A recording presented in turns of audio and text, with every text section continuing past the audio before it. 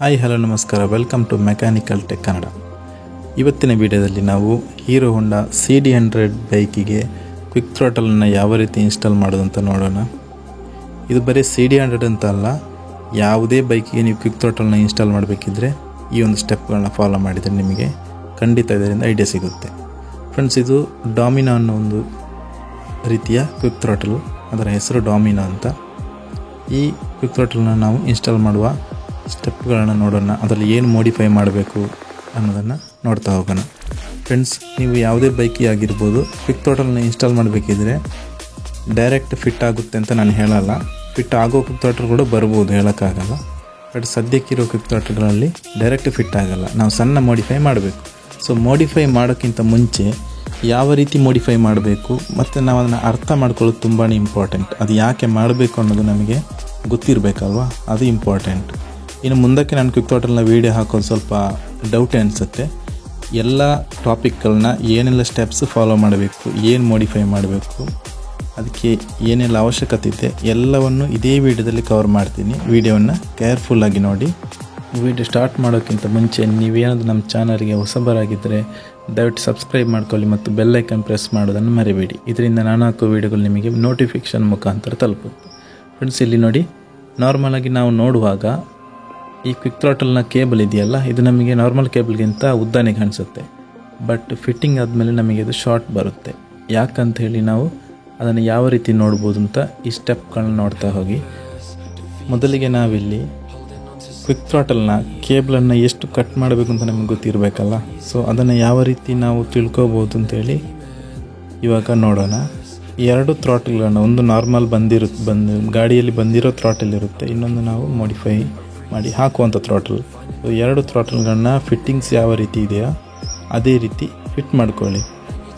ಇದು ನಾನು ನಿಮಗೆ ತೋರಿಸಲಿಕ್ಕೋಸ್ಕರ ನಾನು ಮಾಡ್ತಿರುವಂಥದ್ದು, ಇಲ್ಲಾಂದರೆ ನಾವು ಡೈರೆಕ್ಟೇ ಫಿಟ್ ಮಾಡ್ತೀವಿ. ಅದನ್ನು ಯಾವ ರೀತಿ ಒಳಗೆ ಫಿಟ್ಟಿಂಗ್ಸ್ ಎಲ್ಲ ಕೆಲವು ಬರುತ್ತೆ, ಸೊ ಅದನ್ನು ಫಿಟ್ ಮಾಡ್ಕೋಬೇಕು. ನೋಡಿ, ಕೇಬಲು ಆ ರೀತಿ ಬಂದು ಇಲ್ಲಿ ಆ ರೀತಿ ಪಾಸ್ ಆಗುತ್ತೆ. ಇದು ಕ್ವಿಕ್ ಥ್ರಾಟಲಲ್ಲಿ ಈ ರೀತಿ ಪಾಸ್ ಆಗುತ್ತೆ. ಇನ್ನು ನಾರ್ಮಲ್ ಥ್ರಾಟಲಲ್ಲಿ ನೀವು ನೋಡ್ತಾ ಇರ್ಬೋದು, ಇದು ನಾರ್ಮಲ್ ಗಾಡಿಯಲ್ಲಿ ಬಂದಿರುವಂಥ ಸ್ಟಾಕ್ ಆಕ್ಸಿಲೇಟರ್ ಅಸೆಂಬ್ಲಿ ಆಗಿರುತ್ತೆ. ಇದರಲ್ಲಿ ಕೇಬಲ್ ತುಂಬ ಸಿಂಪಲ್ ಆಗಿರುತ್ತೆ. ನೋಡಿ, ಇಲ್ಲಿ ನಿಮಗೆ ಡಿಫರೆನ್ಸ್ ಕಾಣ್ಬೋದು. ಇಲ್ಲಿ ನಮಗೆ ಕೇಬಲ್ ಈ ಪಾಯಿಂಟಿಂದ ಇಲ್ಲಿ ತನಕ ಮಾತ್ರ ನಮಗೆ ಯೂಸ್ ಆಗಿರುವಂಥದ್ದು. ಬಟ್ ಕ್ವಿಕ್ ಥ್ರಾಟಲಲ್ಲಿ ಆ ಥರ ಇಲ್ಲ, ಅದರಲ್ಲಿ ಒಂದು ರೌಂಡ್ ಆಗಿ ಅಲ್ಲಿ ಬಂದಿರುತ್ತೆ. ಸೊ ಅದೇ ಈ ಕೇಬಲ್ನ ಲೆಂತ್ ವೇರಿಯೇಷನ್ ಬರೋದಕ್ಕೆ ಮೈನ್ ರೀಸನ್ ಆಗಿರುತ್ತೆ. ಇದನ್ನು ಕರೆಕ್ಟಾಗಿ ಫಿಟ್ ಮಾಡ್ಕೊಳ್ಳೋಣ. ಫಿಟ್ ಮಾಡ್ಕೊಂಡಾದಮೇಲೆ ಎರಡು ಕೇಬಲ್ನ ಇನ್ನರ್, ಅಂದರೆ ನಾವು ಕಾರ್ಬೊರೇಟರ್ ಅಸೆಂಬ್ಲಿಗೆ ಎಲ್ಲಿ ನಾವು ಅಸೆಂಬ್ಲ್ ಮಾಡ್ತೀವೋ ಅಲ್ಲಿ ನಾವು ಅದನ್ನು ಅಬ್ಸರ್ವ್ ಮಾಡಬೇಕು. ನೋಡಿ, ಇಷ್ಟು ವೇರಿಯೇಷನ್ ಬರ್ತದೆ, ನೀವು ನೋಡಿರ್ಬೋದು. ಎರಡನ್ನೂ ಕರೆಕ್ಟಾಗಿ ಫಿಟ್ ಮಾಡಿ ಆದಮೇಲೆ ಆ ಸ್ವಲ್ಪ ರಸ್ಟ್ ಬಂದಿರೋ ಆಗಿದೆ ಅಲ್ವಾ, ಅದು ಸ್ಟಾಕ್ ಬಂದಿರುವಂಥ ಕೇಬಲ್, ಇನ್ನೊಂದು ಹೊಸದಿರುವಂಥ ಕ್ವಿಕ್ ಥ್ರಾಟಲ್. ಇಷ್ಟು ವೇರಿಯೇಷನ್ ಇದೆ. ಫ್ರೆಂಡ್ಸ್, ಇಲ್ಲಿ ಕ್ವಿಕ್ ಥ್ರಾಟಲ್ನ ಇನ್ಸ್ಟಾಲ್ ಮಾಡುವಾಗ ನಮಗೆ ಏನು ಪ್ರಾಬ್ಲಮ್ ಬರುತ್ತೆ ಅಂತ ಹೇಳಿದರೆ, ನಾವು ಏನು ಮೋಡಿಫೈ ಮಾಡಬೇಕು ಅಂತ ಹೇಳೋದನ್ನು ಇಲ್ಲಿ ನೋಡುವ. ಇದು ನಾರ್ಮಲ್ ಥ್ರಾಟಲ್, ಇದು ಕ್ವಿಕ್ ಥ್ರಾಟಲ್. ಫುಲ್ಲು ಒಳಗೆ ಎಲ್ಲ ಇನ್ಸ್ಟಾಲೇಷನ್ ಯಾವ ರೀತಿ ಮಾಡಬೇಕು ಎಲ್ಲ ಮಾಡಿದ್ದೇನೆ. ಇದು ಕೂಡ ಅಷ್ಟೇ, ಎಲ್ಲ ಇದೆ. ಆದರೆ ನಾವು ಇನ್ನರ್ ಕೇಬಲ್ಗಳನ್ನು ನೋಡುವಾಗ ಇಲ್ಲಿ ನೋಡ್ಬೋದು, ಎಷ್ಟು ಡಿಫರೆನ್ಸ್ ಕೊಡ್ತದೆ. ಕಾಣ್ತಾ ಇದೆಯಲ್ಲ, ಇದು ಓಲ್ಡು ಕ್ವಿಕ್ ಥ್ರಾಟಲ್. ನಾವೀಗ ಏನು ಮಾಡಬೇಕು ಅಂತ ಹೇಳಿದರೆ, ಓಲ್ಡ್ ಕೇಬಲ್ ಡೈರೆಕ್ಟ್ ಸೂಟ್ ಆಗ್ತಾ ಇದ್ದಿದ್ದು ಡೈರೆಕ್ಟಾಗಿ ವರ್ಕ್ ಆಗುತ್ತೆ ಗಾಡಿಯಲ್ಲಿ. ನ್ಯೂ ಕೇಬಲ್ ಹಾಕೋಕ್ಕಾಗಲ್ಲ, ಯಾಕಂತೇಳಿದ್ರೆ ಇಷ್ಟು ಡಿಫರೆನ್ಸ್ ಇದೆ. ನಾವೀಗ ಮಾಡಬೇಕಾದ ಕೆಲಸ ಏನಪ್ಪ ಅಂತ ಹೇಳಿದರೆ, ಇಲ್ಲಿಂದ ಇಲ್ಲಿಗೆ ಇರುವ ಲೆಂತ್ ಇದೆಯಲ್ಲ, ಆ ಸೇಮ್ ಲೆಂತನ್ನು ಈ ಕೇಬಲಲ್ಲಿ ನಾವು ತರಬೇಕು. ಇಲ್ಲಿಂದ ಇಲ್ಲಿಗೆ ಇರುವ ಹಾಗೆ ಮಾಡಬೇಕು.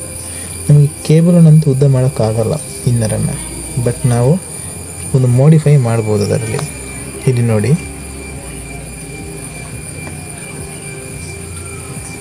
ಇವಾಗ ಸೇಮ್ ಲೆಂತ್ ಆಯಿತಾ.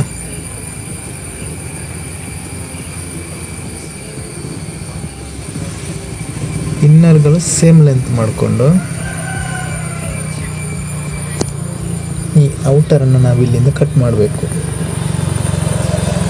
ಇಲ್ಲಿಂದ ಕಟ್ ಮಾಡಬೇಕು. ನಮ್ಮ ಕೆಲಸ ಅಷ್ಟೇ.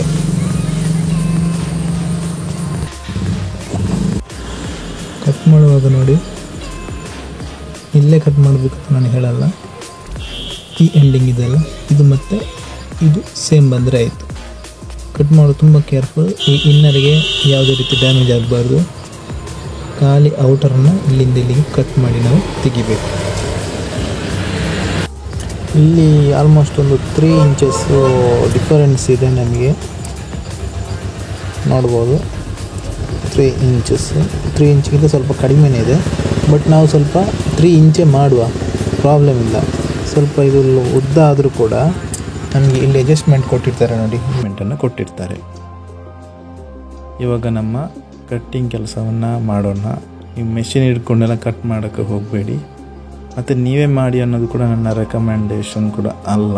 ಇದು ಎಜುಕೇಷನ್ ಪರ್ಪಸ್ಸಿಗೆ ಅಥವಾ ಯಾರ್ದು ಮೆಕ್ಯಾನಿಕ್ಸ್ಗಳು ಇದನ್ನು ನೋಡ್ತಾ ಇದ್ದರೆ ನಿಮಗೆ ಇದರಿಂದ ಯೂಸ್ ಆಗ್ಬೋದು ಅಂತ ಅಂದ್ಕೊಂಡಿದ್ದೀನಿ. ಸ್ವಲ್ಪ ಆ ರೀತಿ ಔಟರನ್ನು ಕಟ್ಟಿಂಗ್ ಪ್ಲೇಯರಲ್ಲಿ ಮಾರ್ಕ್ ಮಾಡಿಕೊಂಡು ಇನ್ನರನ್ನು ಆ ರೀತಿ ಕಟ್ ಮಾಡ್ಕೋಬೇಕು. ಸ್ವಲ್ಪ ನಿಮಗೆ ಯಾವುದು ಕಂಫರ್ಟ್ ಅನಿಸುತ್ತೋ, ಯಾವುದು ಈಸಿ ಅನಿಸುತ್ತೋ ಆ ಮೆಥಡ್ ಮಾಡಿ. ಬಟ್ ಇನ್ನರಿಗೆ ಮಾತ್ರ ಯಾವುದೇ ರೀತಿಯ ಡ್ಯಾಮೇಜ್ ಆಗಬಾರ್ದು.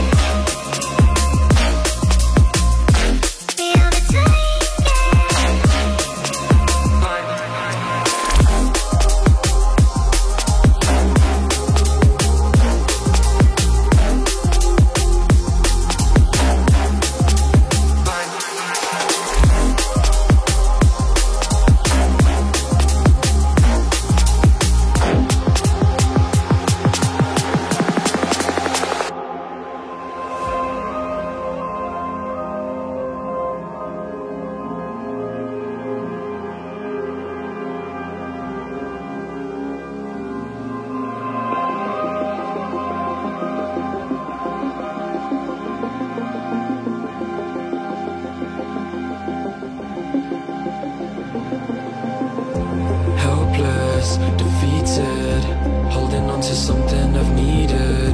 I'm looking for a reason, finding out you're wanting a demon. Helpless, defeated, holding on to something I've needed.